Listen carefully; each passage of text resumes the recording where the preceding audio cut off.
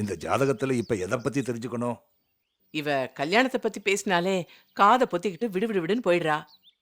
எப்போ இவளுக்கு கல்யாணம் ஆகும், நல்லபடி நடக்குமா?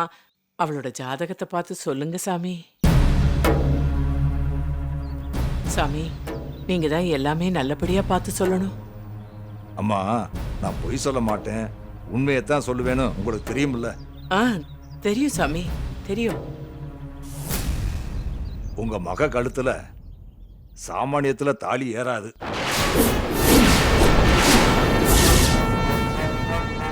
இவ கல்யாண பேச்சே கலவரத்துல தான் ஆரம்பிக்கும், கலவரத்துல தான் முடியும். இந்த பொண்ணுக்கு ஆதரவா இருக்கிறவங்க கம்மி, அழிக்க பார்க்கறவங்க தான் அதிகம். ரொம்ப சுலபத்துல இந்த பொண்ணு கல்யாணத்துக்காக நீங்க வாழை மரத்தை கட்டவே முடியாது.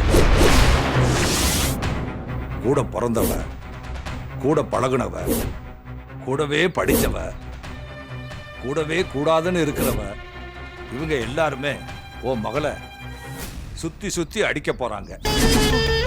சாமி, அமைதியா இருக்கிற உன் பொண்ணு வாழ்க்கையில இதுக்கு மேலதான் பெரிய புயலே வீச போகுது.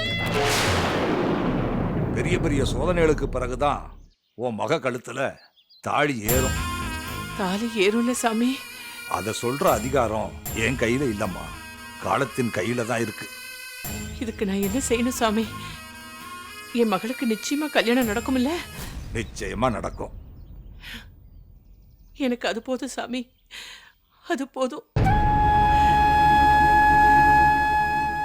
என் மக கல்யாணம் நல்லபடியா நடக்க நான் என் உயிரை கூட தருவேன்.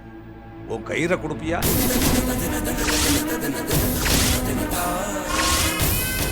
உயிரை கொடுக்கறது ரொம்ப சாதாரண தாயி.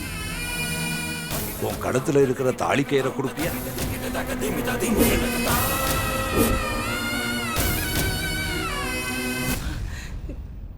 என்ன சொல்றீங்க சாமி?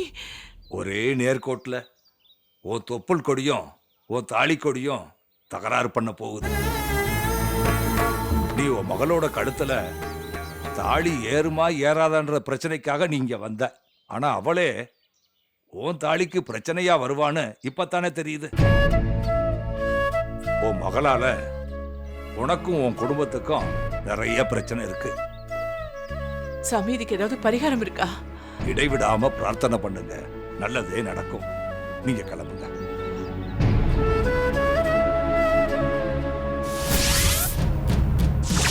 என் பொண்ணுக்கு மாப்பிள்ளையா வர்றவரு இந்தியாவிலே இருக்கக்கூடாதுன்னு நினைக்கிறவனா?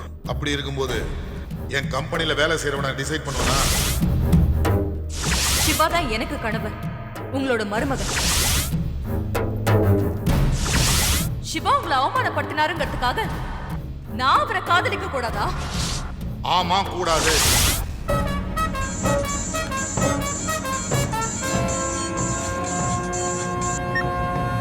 ஹலோ, ரஞ்சனி தான் பேசுறேன். சார், எப்படி இருக்கீங்க? வாட்? சான்ஸே இல்ல சார். நல்லா போயிட்டு இருக்கிற கம்பெனிய நாங்க எதுக்கு விற்க போறோம்? உங்களுக்கு யாரோ தப்பான நியூஸ் கொடுத்திருக்காங்கன்னு நினைக்கிறேன். That's okay sir, bye. Ranjani computers. Ramachandran sir, எப்படி இருக்கீங்க? எங்க, சென்னையிலயா இல்ல மும்பைலயா? என்ன, நாங்க கம்பெனியை விற்க போறதா பேசிக்கிறாங்களா? சார், யாரோ தப்பான ரூமரை கலப்பி விட்டுருக்காங்க. பரவாயில்ல sir, thank you. May come in madam? Come on.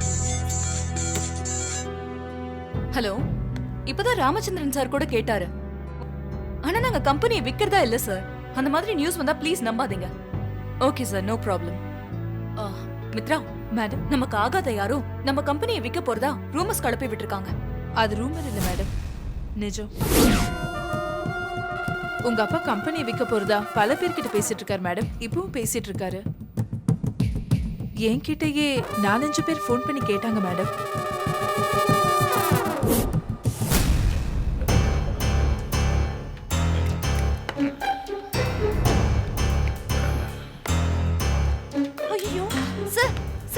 பண்ணிட்டு இருக்கீங்க? ஆபீஸ்ல வந்து குடிச்சிட்டு இருக்கீங்க சார். வெளிய போங்க சார், மேடம் வேற உள்ள இருக்காங்க சார்.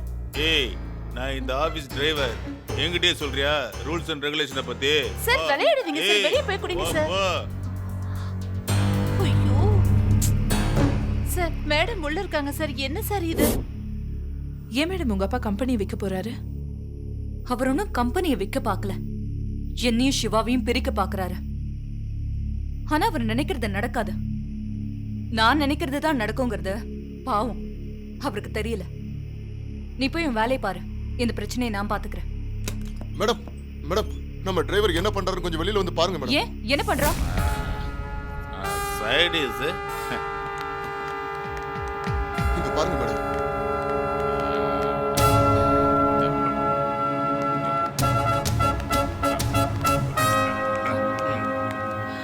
அட பாவி, இவ்வளவு நேரம் ஆபீஸ்க்கு வெளியே தான் குடிச்சிட்டு இருந்தா, இப்போ ஆபீஸ்க்குள்ளவே குடிக்க ஆரம்பிச்சிட்டானா? இது எல்லாம் தெரிஞ்சும் நீ வாய் மூடிட்டு இருந்தியா? டேய், ஏய் யாருன்னு? ஓ நான் யாருன்னு தெரியாத அளவுக்கு நீ குடிச்சிருக்கியா?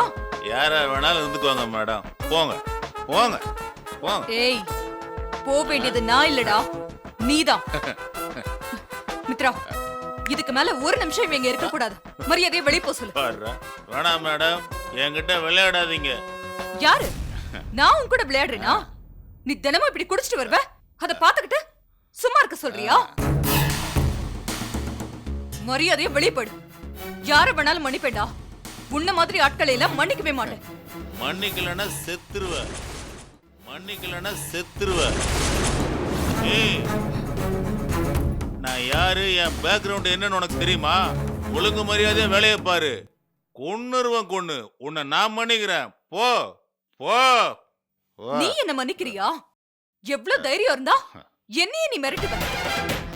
போலீஸ் கூப்பிட்டு உள்ள தள்ளிடுவ. ரஞ்சனி, யார போ சொல்ற? இது நான் பிறந்த ஊரு. எங்க இருந்தோ பொழைக்க வந்துட்டு என்ன போ சொல்றியா? நீ போடு, கொன்றுவன் கொன்னு. ஏய், என்ன எல்லாரும் பாத்துட்டு இருக்கீங்க? வெளிய அனுப்புங்க. உன்னை விட மாட்டேன்டி. யாருகிட்ட? ஏய், ஆள் தெரியாம போதுற. சும்மா விட மாட்டேன். நான் யாரு தெரியல, மாட்டேன் யாருன்னு. ச்சே, எல்லாத்துக்கும் நீதான் காரணம். இது எல்லாம் தெரிஞ்சு நீ சும்மா இருந்திருக்கியா?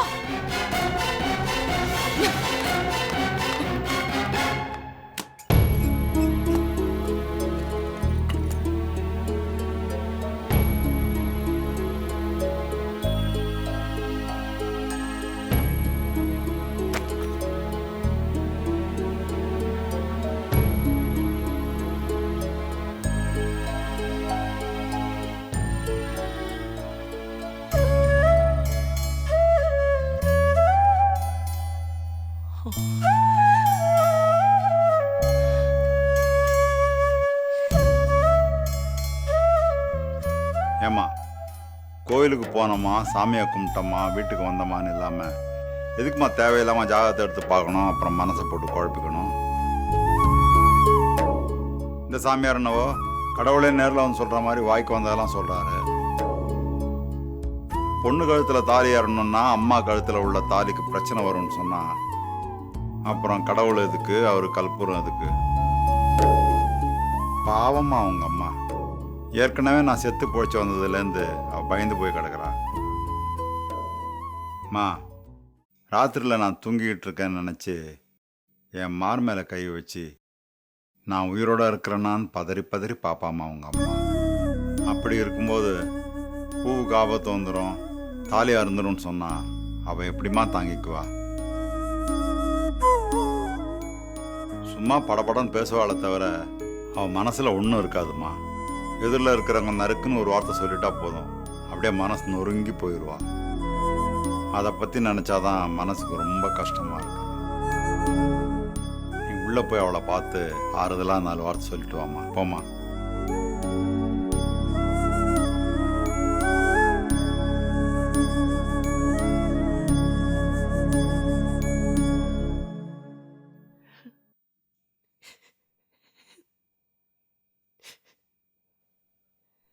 அம்மா, அமுதா, கார்ல ரொம்ப தூரம் போயிட்டு வந்தோமா, அதான் அசதியா இருக்கேன்னு வந்துட்டேன். என்னம்மா, பசிக்குதா கண்ணு? அம்மா ஒரு நிமிஷத்துல சமையல் ரெடி பண்ணிடுறேன். அம்மா எனக்கு கல்யாணம் வேண்டாம்மா. சிச்சி, நான் கல்யாணம் பண்ணாதானே உனக்கு பிரச்சனை வரும். நான் கல்யாணம் பண்ணிக்க போறதே இல்ல. பைத்தியக்காரி. அந்த சாமியார் சொன்னத நீ இன்னும் மறக்கலையா? நான் பாத்தியா, நான் அப்பவே அங்கேயே கோவிலே மறந்துட்டேம்மா. மறந்துட்டேன். சாமியார் சொல்றதெல்லாம் சாமி சொன்ன மாதிரியா என்ன? இதெல்லாம் இந்த காதுல கேட்டு அந்த காதுல விட்டுறணும். இல்லைன்னா தேவையில்லாத குழப்பம்தான் வரும். நீ வேணா பாத்துக்கிட்டே இரு.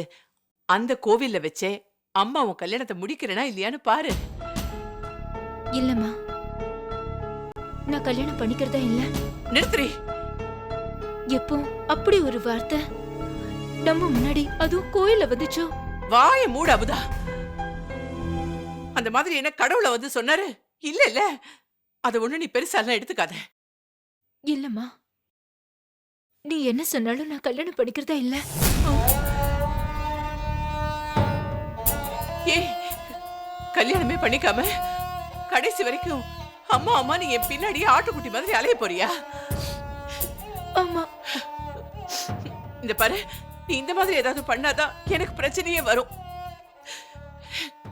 இங்க பாரு அமுதா, பெத்த பொண்ணு எந்த தாயுமே பொண்ணாவே பார்க்க விரும்ப மாட்டா.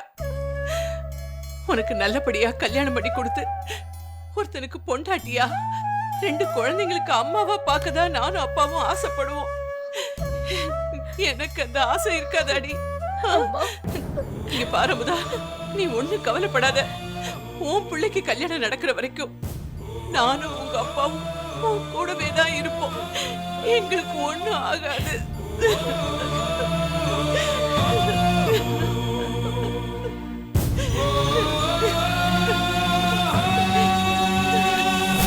இந்தாங்க. Thank you sir. நெக்ஸ்ட்.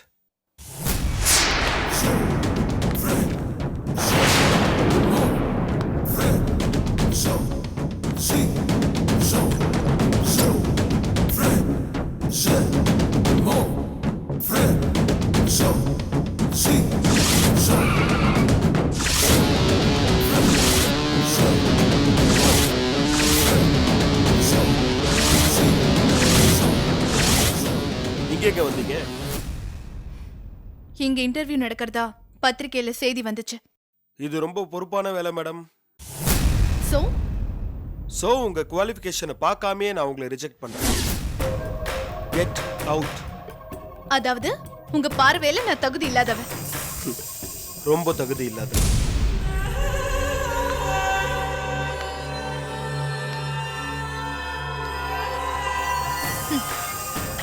ரோட்ல குறுக்க நின்னவளுக்கே தகுதி இல்லாதவனா ரோட்ல குடிச்சிட்டு விழுந்தவருக்கு?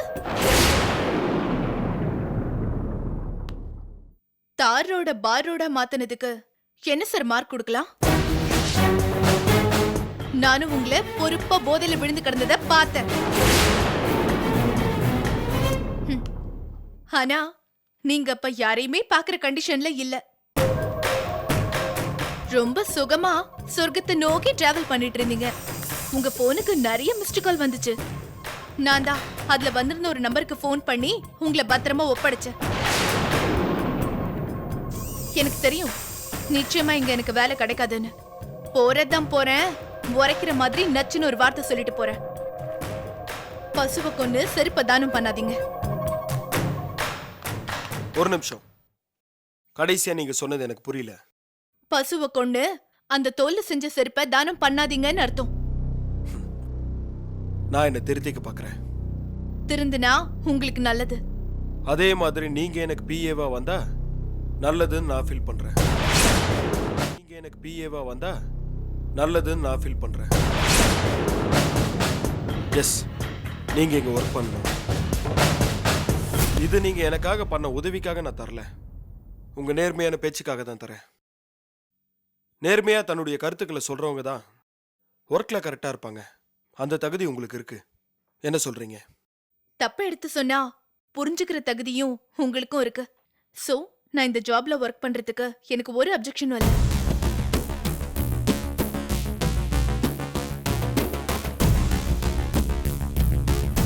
இனிமே நாம ஃப்ரெண்ட்ஸ். ஓகே.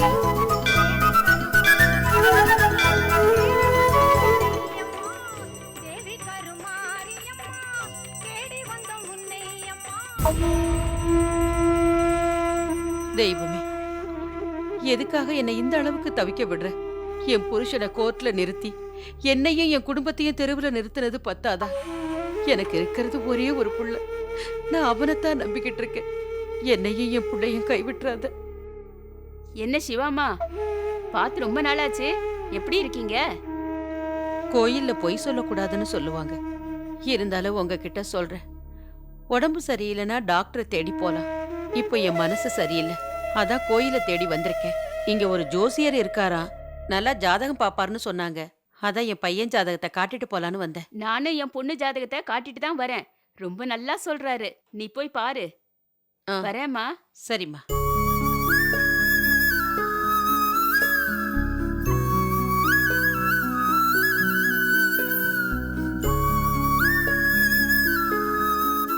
கடவுளே, நாட்டுல வெட்டு குத்து பண்றவங்களும் இரக்கமே இல்லாம கந்து வெட்டி பண்றவங்களும் நிம்மதியா இருக்கிறாங்க.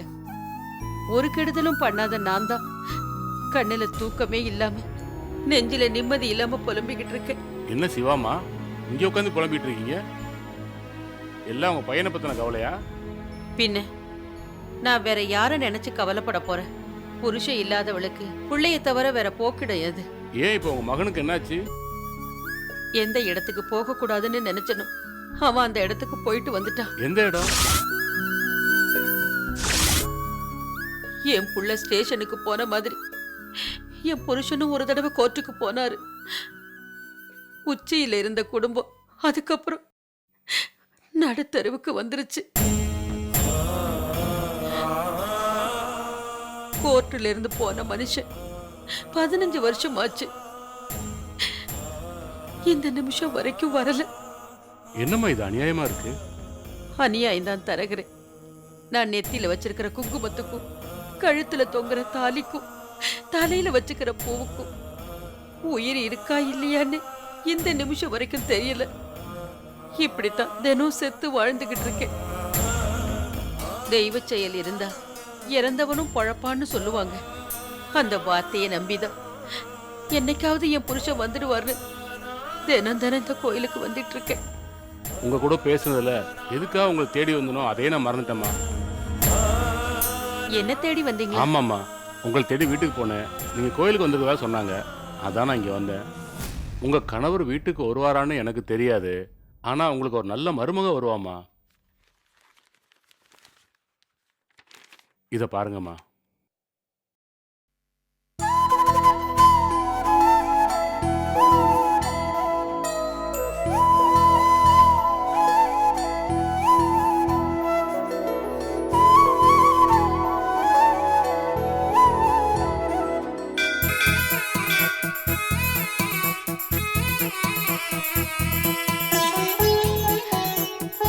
பாத்தீங்களாம்மா, நல்ல சகுனம்.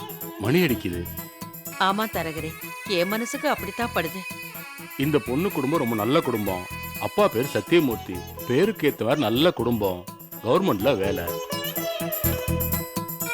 அம்மா, ஒரே ஒரு தங்கச்சி காலேஜில் படிச்சிட்டு இருக்கா. பொண்ணு பேரு அமுதா. அந்த பொண்ணு ஒரு நல்ல கம்பெனில வேலையில் இருக்காம்மா. நடுத்தர குடும்பம் தான், நாம கேட்கறத கண்டிப்பா பண்ணுவாங்க. நான் பேராசக்காரியில தரகரே. எனக்கு கழுத்து நிறைய தங்க நகையோட வர பொண்ணு வேணாம். நல்ல மனசு நிறைய மரியாதையோட வர பொண்ணு தான் வேணும். அதுக்கு நான் கேரண்டிமா. சுருக்கமா சொன்னா, ரொம்ப மரியாதையான பொண்ணு. கல்யாணத்துக்கு பின்னால உங்க மருமகளா இருக்க மாட்டா, ஒரு மகளா இருப்பா. இந்த பொண்ணு எனக்கு பிடிச்சிருக்கு. என் பையன்கிட்ட ஒரு வார்த்தை கேட்டுட்டு சொல்றேனே. சரிங்கம்மா, அப்ப நான் வரேன். வாங்க.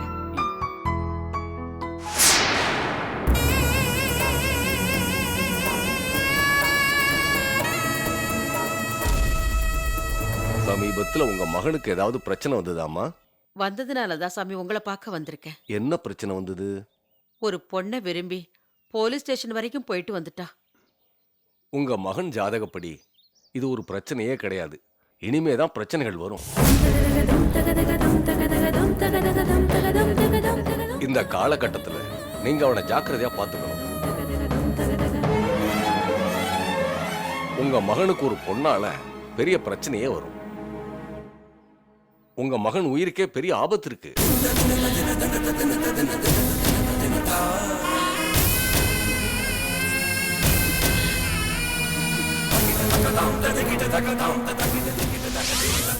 எந்த பெண்ணால் சிவாவின் உயிருக்கு ஆபத்து ஏற்பட போகிறது?